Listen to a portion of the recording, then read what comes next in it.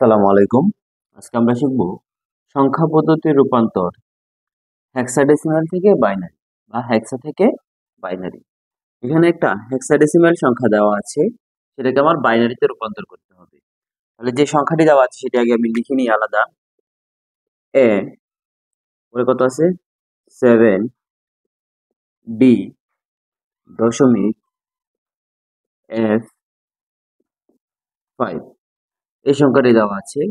আমরা এখন এটি থেকে আমরা বাইনারিতে রূপান্তর করব। প্রথমে আমরা জানি, আগে ক্লাসে জেনেছি আমরা যে এ এর মান কত 10, 7 এর মতো রেখে দিলাম। ডির মান কত 13, এফ এর মান কত 15, 5 এর মতোই রেখে দিলাম। এই মানগুলো আমরা আগে ক্লাসে পড়েছি, এ থেকে এফ পর্যন্ত।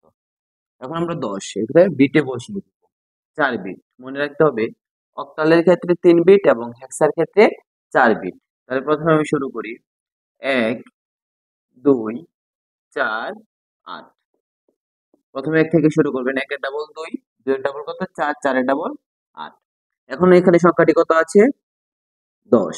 আমার দেখতে হবে এই বিটের মধ্যে কোন কোন সংখ্যাটা যোগ করলে 10 হয়। তাহলে 10 গুণ 8 আর 2 এই দুটি সংখ্যা যোগ করলে কত হয় 10। তাহলে 8 আর 2 দুটি সংখ্যা যোগ করলে 10, বাকি দুটি সংখ্যার নিচে কি দিব 0। তাহলে 10 এর আনসার কত আসতেছে 1010।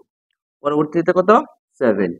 কোন সংখ্যাগুলো যোগ করলে 7 হয় 4 2 6, 6 এর এক কত 7। তাহলে 1 1 1, বাকি আছে কোনটা এটা, এটা নিচে কি দিয়ে দেব 0। তাহলে 7 এর মান কত দাঁড়াইতেছে 0 1 1 1 13।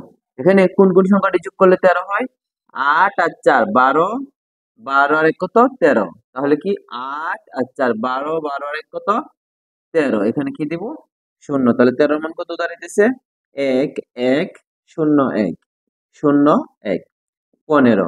কোন কোন সংখ্যাটি যোগ করলে 15 হয় 8 এবং 4 12, 12 আর 2 14, 14 আর 1 15। সবগুলো সংখ্যা আমার যোগ করতে হবে। তাহলে সবগুলোর নিচে কি দিয়ে দিব 1। তাহলে 15 আনসার কত আসতেছে 1 1 1 1। পরে কত 5, 4 এবং 1 5, 4 এবং 1, বাকি দুইটা নিচে কি দিয়ে দেব 0। তাহলে 0 1 0 1। এই আমার হয়ে গেল কি বাইনারি। এখন এটা আমি সাজিয়ে লিখে ফেলে আমার আনসার হয়ে যাবে 1 0 1 0 0 1 1 1 1 1 0 1 1 1 0 1। দশমিক, দশমিকের বর্গগুলো 1 1 1 1 0 1 0 1। এটি আমার বাইনারি। আমরা জানি বাইনারি ভিত্তি কত 2, কি কি 0 এবং কত 1। দেখুন 0 এবং 1, এটা আমার হেক্সাডেসিমাল থেকে বাইনারি। আশা করি সবাই বুঝতে পেরেছেন। ধন্যবাদ।